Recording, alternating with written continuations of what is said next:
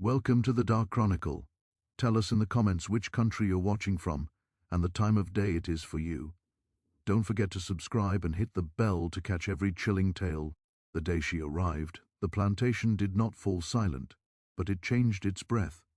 She came at dawn, riding in the back of a wagon with 3 others, her hands folded neatly in her lap, her eyes fixed on nothing at all. Dust clung to her dress, a faded brown cotton thing already worn thin at the elbows, yet somehow she carried herself with a quiet dignity that refused to be crushed by chains or circumstance. Even before her feet touched the ground, eyes followed her. Not with kindness, not with hope. With calculation.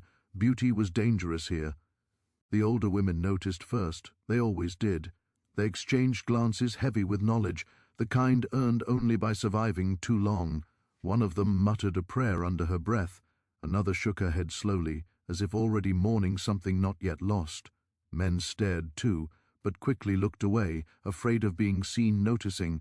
On this land, even looking could be punished. She was assigned to the house. That alone sealed her fate. The plantation house stood apart from the fields like a monument to cruelty dressed as civilization. White pillars, wide porches, lace curtains fluttering lazily in the heat. Everything designed to project grace while hiding rot beneath polished wood. Inside, the air smelled of oil lamps, starch, and power. She was given lighter work at first, dusting, serving, sewing. The mistress barely glanced at her, offering only curt instructions and cold indifference. But the master looked. He noticed her the way a man notices something he believes he owns before it even belongs to him. At first it was subtle. A pause too long when she entered a room, a silence that stretched uncomfortably after she spoke.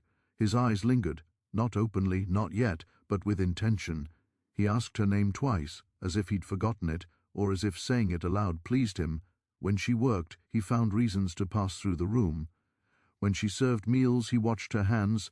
She learned quickly to lower her gaze. Lowering her eyes had been taught early in her life, beaten into habit by people who mistook obedience for safety. Still, even with her head bowed, she felt him watching.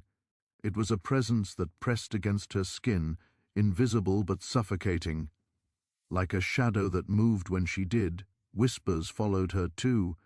"She's too The fog pretty," is thick. one of the cooks murmured Something's late not one right. night. I Voice saw barely riders louder on the than crackle of horizon. the We fire. must "Pretty prepare." don't last I'll long get the here," lanterns. another replied. "Not when they notice." They warned her in fragments, never directly, never fully. No one wanted to speak the truth aloud. It had teeth. The master's attention soon shifted from silent observation to manufactured kindness. Extra bread appeared on her plate. A shawl was left folded neatly on her bed one cold morning. Once, when the overseer snapped at her for a mistake she hadn't made, the master intervened with a raised hand and a calm voice. "She's new," he said. "She'll learn." Gratitude was expected, but gratitude, she understood, was the first chain. She thanked him softly, always softly, never with warmth. Still the favors continued. She was kept indoors more often than the others, given tasks that placed her near him, organizing papers, pouring drinks, standing quietly nearby while he entertained guests. She became a fixture of his days, a presence he grew accustomed to. And when she was not near, he noticed the absence. That was when things changed. The mistress began to watch her too, not with jealousy at first, but suspicion. A tension settled into the house like damp air before a storm. Doors closed harder. Instructions came sharper. The plantation itself seemed to hold its breath. The enslaved woman felt it all, though no one spoke to her directly. She learned to measure her steps, her posture, her tone. She learned how much The fog silence is was thick. safe, and how Something's much not invited right. attention. I saw She learned riders that on the even horizon. perfection We could must provoke prepare. punishment. I'll get And the still, lanterns. it wasn't enough.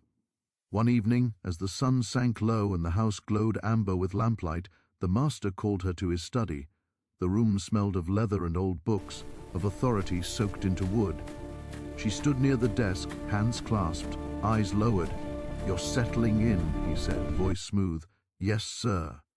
He circled the desk slowly as if thinking. "You work hard." "Yes, sir." He stopped too close. She could feel his breath, smell the faint sharpness of liquor beneath his cologne. "Do you know why I keep you in the house?" he asked. Her heart pounded. She did not answer. He smiled, pleased by her silence. "Because you're different." That word, different, hung in the air like a threat, From that night on, he sought her out more openly, found excuses to be alone with her, asked questions that were not questions at all: where she came from, how old she was, whether she understood how fortunate she was to be here. His voice never rose, he never touched her. But every moment felt like standing at the edge of something deep and dark, knowing the ground beneath her would eventually give way. The other women noticed the change immediately. They pulled her aside when they could, their warnings more urgent now. "Don't accept nothing extra," one hissed. "Don't be alone with him," another begged. "Beauty brings hunger. Hunger brings harm." She listened. She obeyed as much as she could. The fog But is there were thick. rules she could Something's not not break, right. summons she I could saw not riders refuse. on the On horizon. this We land, must prepare. refusal did not I'll get exist the for people lanterns. like her. At night, she lay awake staring at the ceiling, listening to the house settle, to footsteps passing in the hall.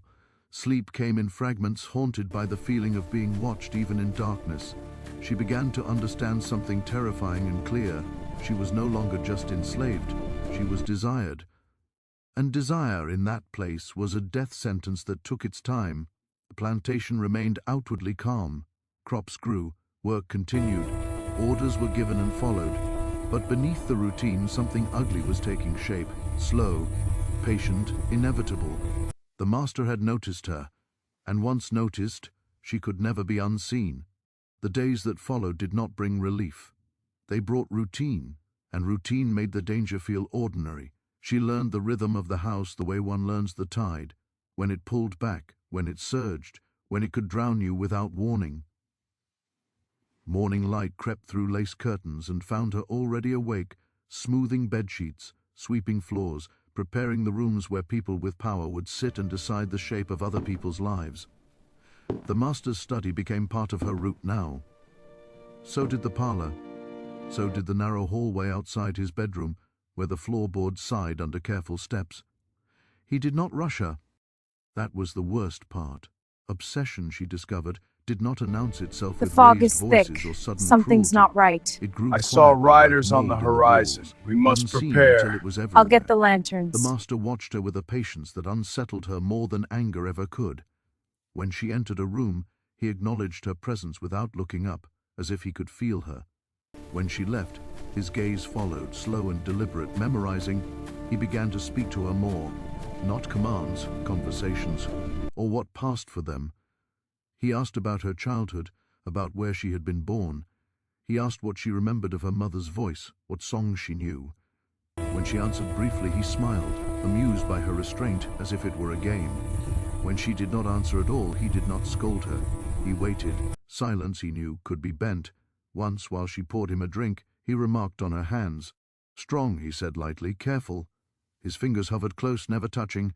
She stiffened, kept her eyes on the glass. When she finished, she stepped back quickly. He laughed softly as if at a private joke. The house began to feel smaller. The mistress noticed everything now. Her eyes sharpened, her mouth drawn tight with a tension she never voiced. She gave the enslaved woman more work, fewer pauses, instructions that contradicted each other so that failure was inevitable. When the master intervened, always calm, always reasonable, the mistress's anger turned colder. It found new shapes, harsher words, closer scrutiny, punishments delivered indirectly. The enslaved woman understood then that she stood between them like a fault line. The master's desire had created a space where no one was The safe, fog is thick. not even the woman Something's who not believed right. she owned him. I saw The others riders in on the house watched horizon. too. We must They did not prepare. speak unless I'll they get had the to. lanterns. Some avoided her altogether, afraid that proximity would invite attention. Others offered quiet gestures. A piece of soap slipped into her hand, a whispered warning in the pantry, a look that said, "Be careful, be careful, be careful." One evening, as dusk settled heavy and slow, she was told to stay after supper.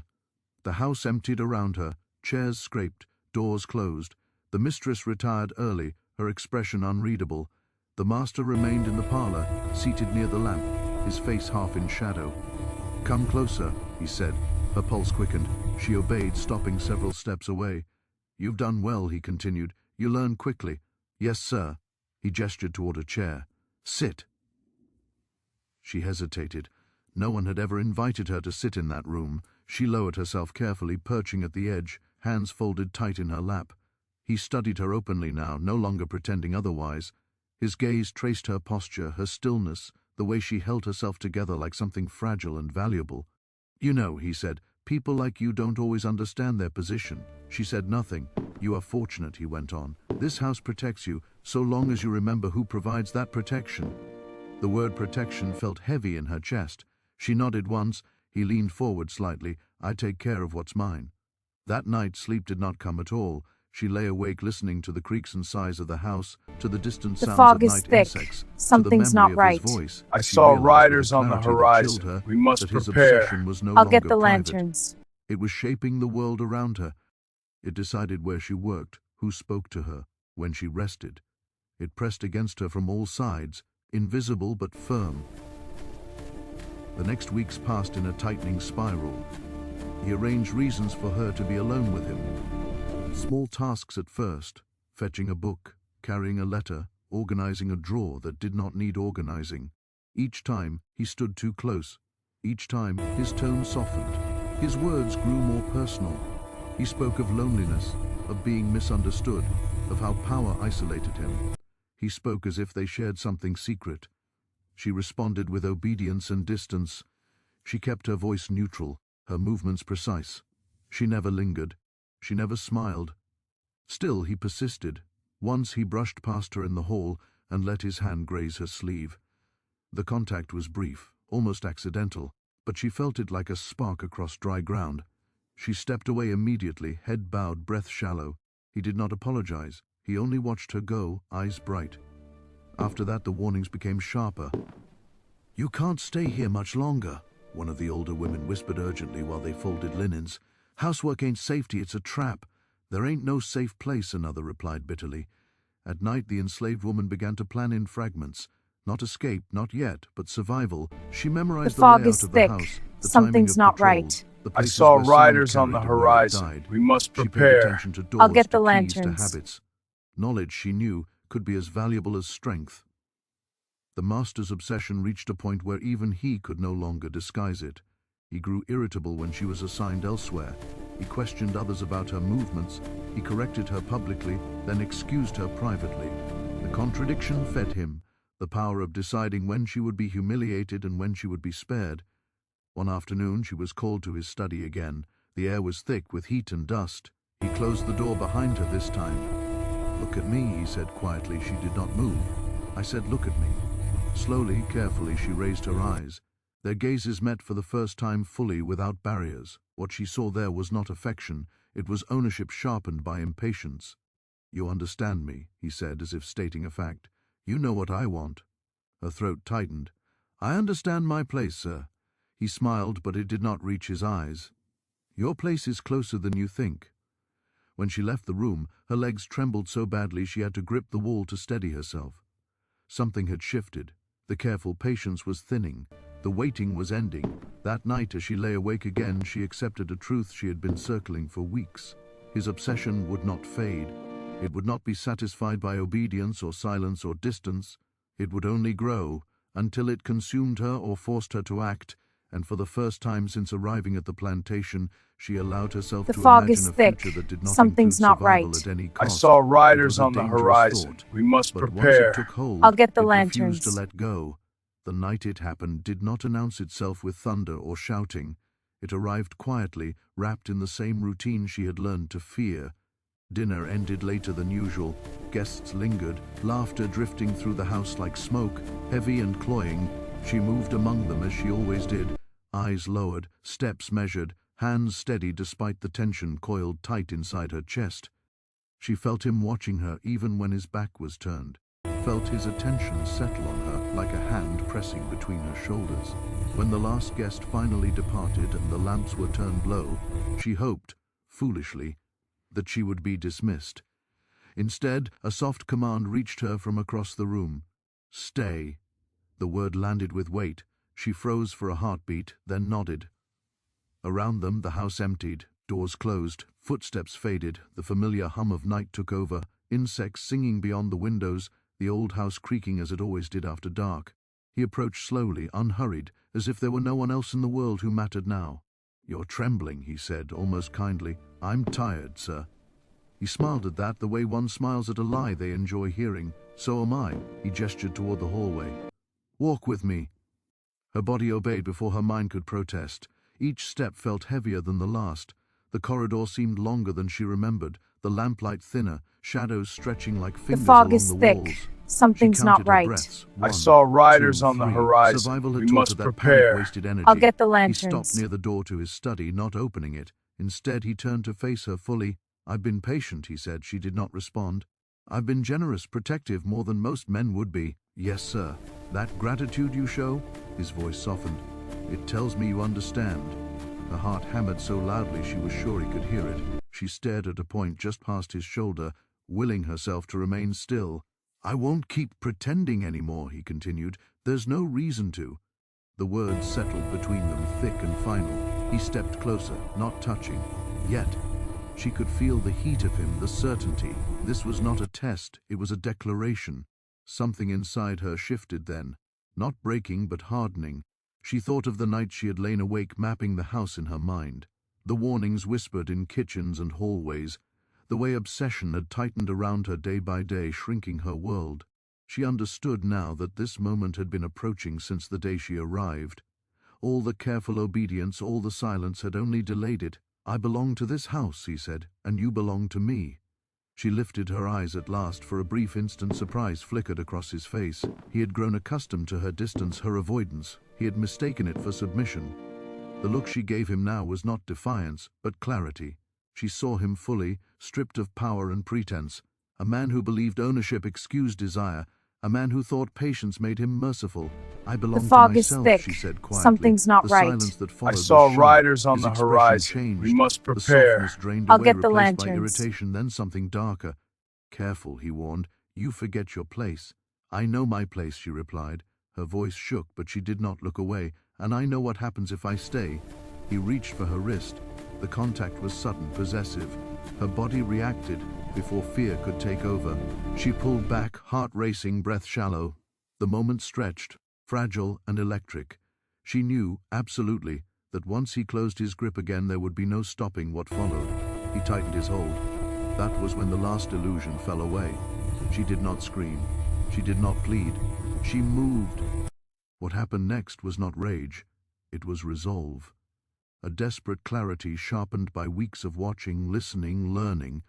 She used the knowledge she had gathered in silence, the instincts honed by survival. The struggle was brief, chaotic, ungraceful. A lamp overturned, light shattering into shadow. A sharp cry, his, not hers, cut through the room. Then there was space. She stumbled back, breath tearing at her chest, heart pounding so violently she thought it might burst. He collapsed to his knees, shock written across his face, hands clutching at himself, his authority draining away with every ragged breath. For a moment she could only stare. The man who had controlled her days, her movements, her future lay broken before her, not dead but undone. The Powerless fog in is a way thick. he had never Something's imagined not possible. right. I The saw house seemed riders to on the hold its breath. horizon. We must She did not prepare. wait. I'll get the Adrenaline carried her lanterns. forward, feet barely touching the floor as she fled the hallway, the study, the rooms that had become cages. She moved on instinct now, following the paths she had memorized in sleepless nights. Down the back stairs, through the servants' passage, past the kitchen where embers still glowed faintly in the hearth. She paused only once, to grab a shawl, a loaf of bread, a small blade she had hidden weeks ago without knowing exactly why. Her hands shook as she wrapped the cloth around her shoulders. The night air rushed in when she opened the door, cool and sharp, grounding her. Behind her, the house remained silent. She ran. The yard was dark, moonlight thin but enough to guide her. Grass soaked her shoes with dew. Somewhere in the distance an owl called. Each sound made her flinch, certain it signaled pursuit. But no alarm came, no shouts, no footsteps. She reached the tree line and did not slow, pushing into the brush, branches clawing at her arms, roots threatening to trip her. Pain flared and faded, meaningless compared to the fire driving her forward. Only when the plantation lights disappeared behind her did she stop.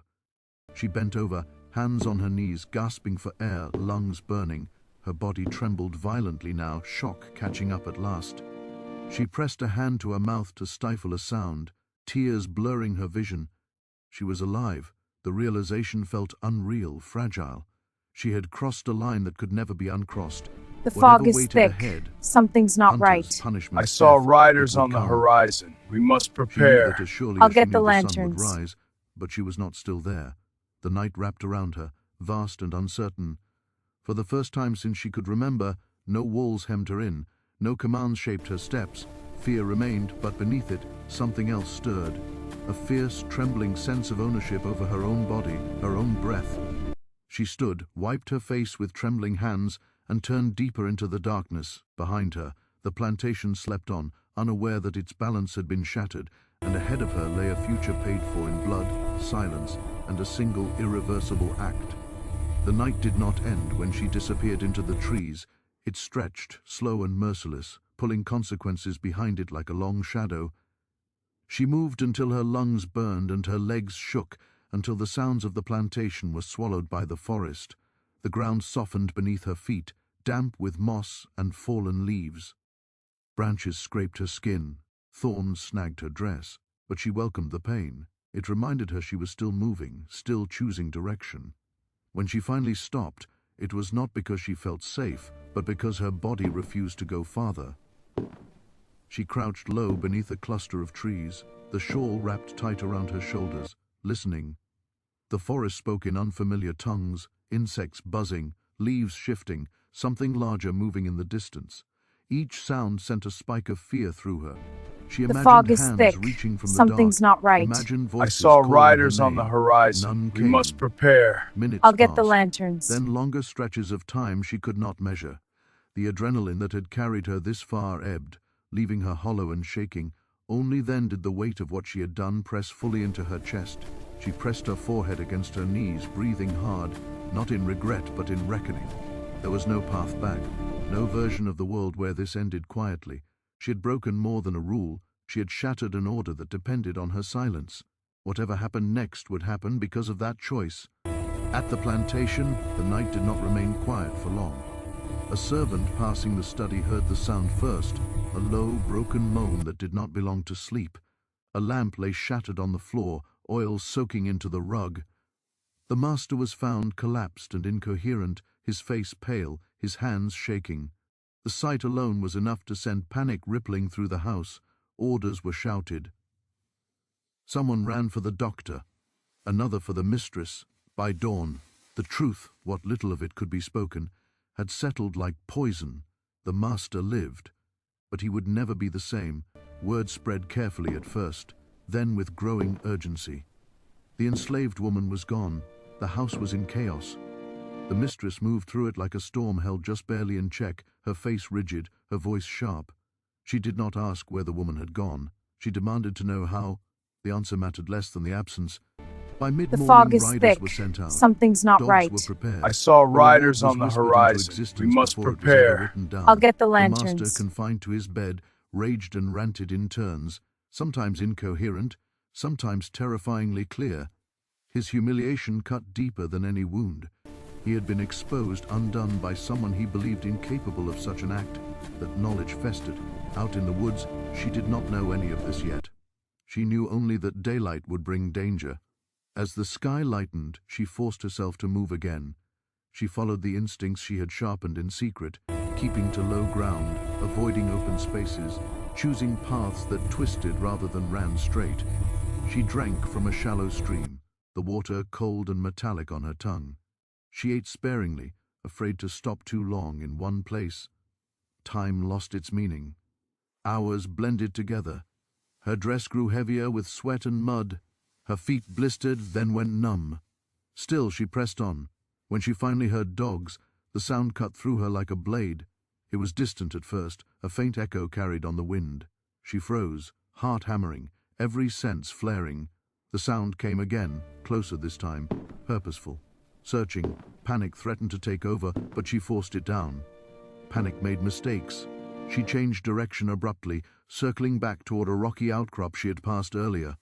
She smeared mud over her shoes and legs, waded briefly through running water before climbing out downstream. The fog is She thick. broke branches Something's not deliberately right. in one direction, I saw then riders on the doubled back in horizon. another. We must prepare. These were not I'll get the tricks she had learned lanterns. from books, but from listening, stories whispered by people who had survived long enough to learn how. The dogs' voices grew confused, then distant. She did not stop moving until the sun dipped low again. That night she collapsed beneath a fallen tree, exhaustion finally claiming her. Sleep came in sharp, fractured pieces, haunted by images of hands reaching, of lamps shattering, of eyes filled with shock and fury. Each time she woke, she listened for pursuit. Each time the forest answered only with its own restless life. Back at the plantation, the search intensified. Riders combed the surrounding land. Neighboring farms were warned. Descriptions were shared that grew more monstrous with each telling. Some said she had planned it for weeks. Others said she was possessed. A few, quietly, said nothing at all, because they understood. Among the enslaved, the story moved differently. It traveled at night, passed mouth to ear in fragments. Not all the details were known, but the shape of it was enough. A woman had refused, a woman had fought back, a woman had escaped. Fear mixed with something dangerous and electric, possibility. For the master, confinement was torture. His body healed slowly, unevenly. His pride never did.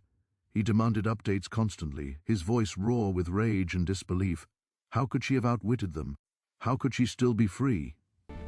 The Each fog is unanswered thick. question gnawed Something's at him. not right. Days passed. I saw Then riders weeks, on the the official horizon. search We must dwindled, prepare. not because hope I'll had get the faded, lanterns. but because trails went cold. The forest gave nothing back. Rumors placed her everywhere and nowhere at once. Some swore they saw her crossing a river miles away. Others claimed she had vanished into the swamps, swallowed whole by the land itself. The plantation resumed its routines, but the change was permanent. The master emerged rarely, a diminished figure shadowed by whispers. The mistress carried herself differently now, harder, colder, as if sealing cracks no one else could see. The house no longer felt invincible. Something had proven it could bleed, and far from that place she kept moving. She traveled at night when she could, resting during the day in hidden pockets of the world. She learned the language of the land, the way birds fell silent when strangers passed, the way certain paths felt watched. She accepted help cautiously when it appeared, a piece of bread left on a stump, directions murmured without eye contact, a door opened just long enough to point her onward. Not everyone turned away. Some saw her for what she was, a woman who had chosen herself when the cost was everything. She did not know where she was going, only that she could not stop. Each mile put distance between her and the house that had nearly swallowed her whole. Each sunrise found her still free, still breathing, still unclaimed. At night, when fear threatened to overwhelm her, she returned to a single truth that anchored her. The fog is She had thick. survived the moment Something's meant not to destroy right. her. I saw riders Whatever on the came next, horizon. hunger, We must pursuit, prepare. uncertainty, I'll get it the would come on her lanterns. terms, and that she knew was a kind of power no one could ever take back. The search did not end when the tracks vanished, it only changed its shape. At first it had been loud, horses pounding earth, dogs baying, men shouting names they did not expect to be answered. When that failed, the hunt grew quieter and more dangerous. Notices appeared on fences and tavern doors miles away, offering reward and forgiveness to anyone who spoke first. Faces hardened with purpose rode from town to town, asking questions that were not really questions. The story of what she had done spread ahead of her, twisted and sharpened, until it barely resembled the truth. They did not call her a woman anymore, they called her a threat. She felt it in the way people looked at her when she passed too close, the way conversations stopped too suddenly, the way doors closed just a breath faster than before. Freedom, she learned, did not arrive all at once. It came in fragments, moments stolen between danger, paid for with constant vigilance.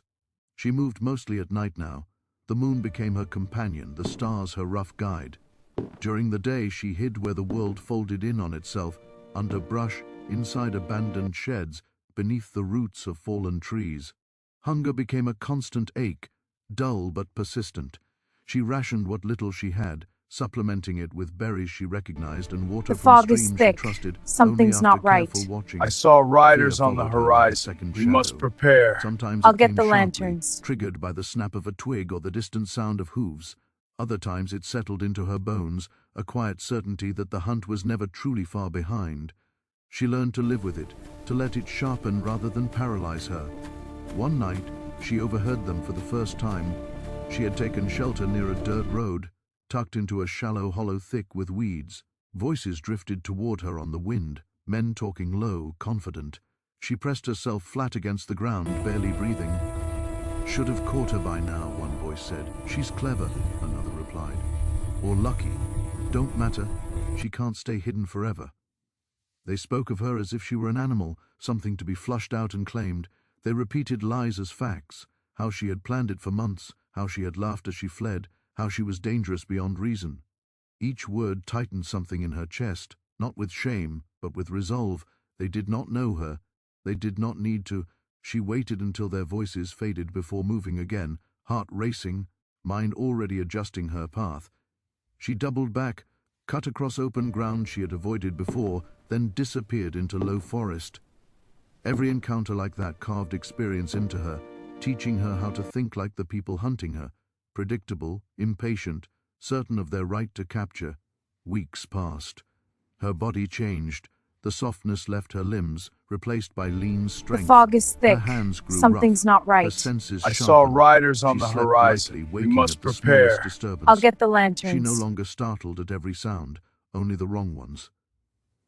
She began to hear stories about herself. In one place, a woman whispered that the escaped slave had crossed a river barefoot and left no tracks. In another, a man claimed she had killed again, vanished again, like smoke. Some said she was headed north. Others swore she was hiding in plain sight, walking roads under a borrowed name. The truth was simpler and harder. She was surviving. The master's name followed her wherever the hunt passed. It opened doors and closed them. Some people turned her away the moment they suspected who she was. Others, few, cautious, brave, helped without asking questions. A crust of bread slipped into her hand, a finger pointing silently toward a safer path. A night's shelter with no words exchanged. Those moments kept her alive. Back at the plantation, frustration curdled into obsession of its own. The master's condition improved slowly, but his authority never recovered. He moved through the house like a man haunted, flinching at shadows, snapping at servants. He demanded reports long after the official search had ended. Each rumor reignited his rage. Each failure deepened his humiliation. What he could not reclaim, he sought to erase. He ordered harsher rules, tighter control. Punishments meant to remind everyone what defiance cost. But fear no longer worked the way it fog once is had. thick. Something's Something not had cracked right. open. I saw People riders on obeyed, the but they horizon. also We remembered. must prepare. The enslaved I'll get the woman who had lanterns. escaped became a measuring stick. If she could do that, if she could choose herself and live, then the world was not as fixed as it pretended to be. On the road, she learned to read faces quickly. Some held curiosity, some held suspicion. A few held recognition, quick flashes of understanding followed by careful neutrality. Those were the ones she trusted most. One evening, exhausted and limping, she stumbled upon a small settlement tucked near a river. Smoke curled from chimneys. The smell of food nearly brought her to her knees. She lingered at the edge, debating risk against need. A woman noticed her first. She did not call out, she did not stare. She simply held the door open a moment longer than necessary, then stepped aside. It was invitation enough. Inside, the light was warm. The air smelled of cornmeal and soap. The woman offered her food without questions, water without conditions. When she finally spoke, her voice was low and steady. "They're looking for someone like you," she said. "I know. They'll keep looking. I know." The woman studied her for a long moment. "Then you'll need to keep moving." She nodded. Before dawn, she left again, stronger for the rest, steadier for the kindness. She carried those moments with her like armor, proof that the world held more than cruelty. The hunters never fully caught her trail again. They chased echoes, rumors, stories that grew larger than life. In some tellings, she was everywhere at once. The fog In others, is she thick. vanished into legend. Something's not a right. warning whispered I to saw men who riders mistook on the power for horizon. immunity. We must She felt prepare. herself changing inside I'll get the too. lanterns. The fear that once ruled her decisions loosened its grip. It never left, but it no longer commanded. In its place grew something quieter and stronger, certainty. She had crossed the worst threshold already. Everything beyond it was survivable. One night, standing on a ridge overlooking unfamiliar land, she stopped and let herself look back. Not at the plantation itself, but at the life she had fled. The silence around her felt vast, almost holy. She pressed a hand to her chest, grounding herself in the steady beat of her heart. She was still being hunted, but she was no longer being owned. That difference mattered more than safety, more than comfort, more than certainty. It was the difference between existing and choosing to live. As she turned away and continued forward, her figure swallowed by darkness, the legend followed behind her. uncontrollable now, unstoppable, and somewhere far away, a broken man lay awake at night, knowing that no matter how wide the search spread, there was one thing he would never recover: his power. Time did what distance could not. It reshaped the danger. The hunt thinned not because the will to capture her disappeared, but because the world kept moving. Crops needed tending. Men grew tired of chasing shadows. New troubles replaced old obsessions. Her name still surfaced now and then, murmured in taverns, sharpened in warnings, but it no longer commanded urgency everywhere it went. The farther she traveled, The fog the more is the thick. story fractured. Something's not until even right. those who I believed saw it were riders on the unsure what they horizon. believed. We must She felt the prepare. shift I'll slowly, get the lanterns. cautiously. Freedom did not announce itself.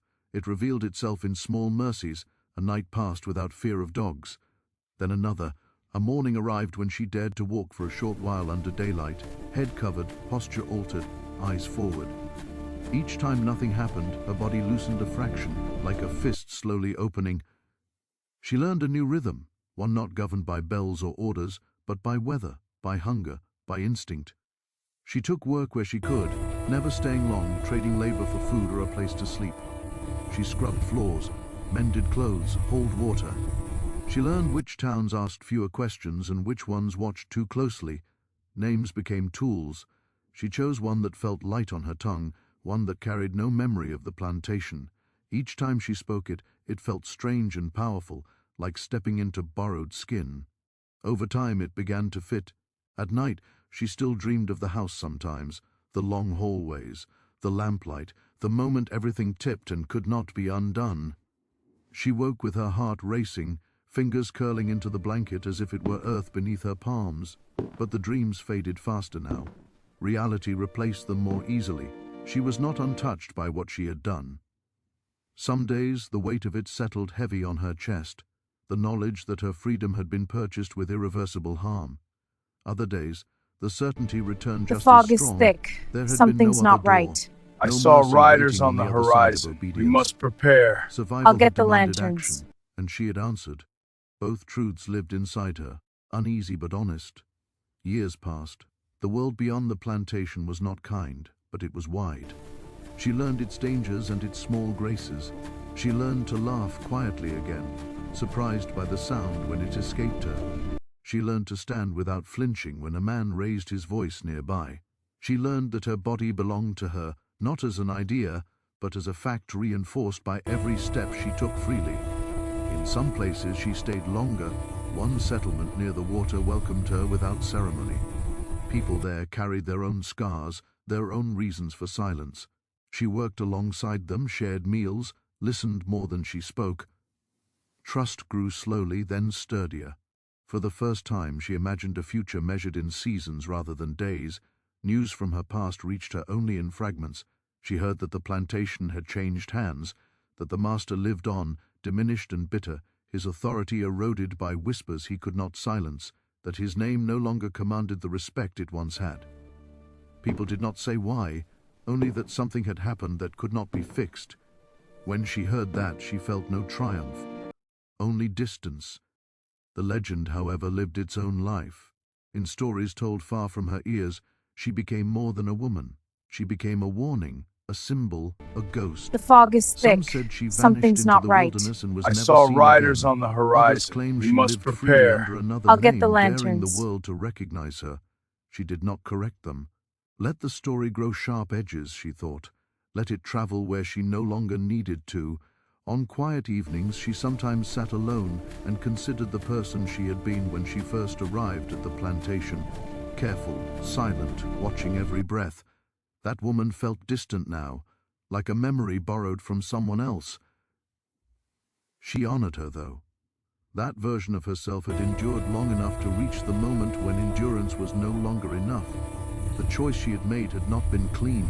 It had not been noble in the way stories preferred. It had been desperate, human, final, and it had saved her life.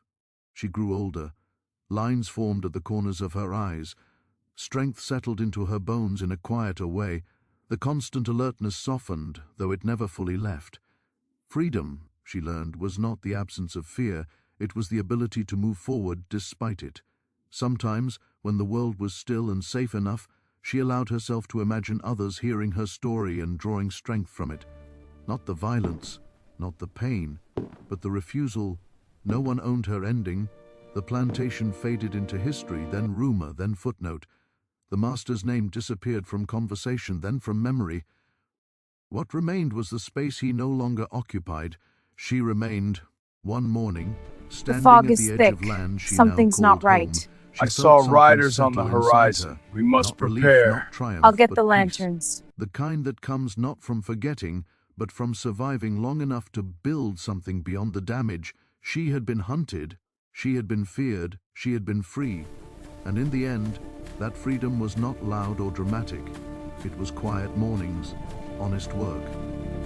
The simple, radical act of choosing where to stand, that was the legacy she carried forward, unseen, unclaimed, and entirely her own.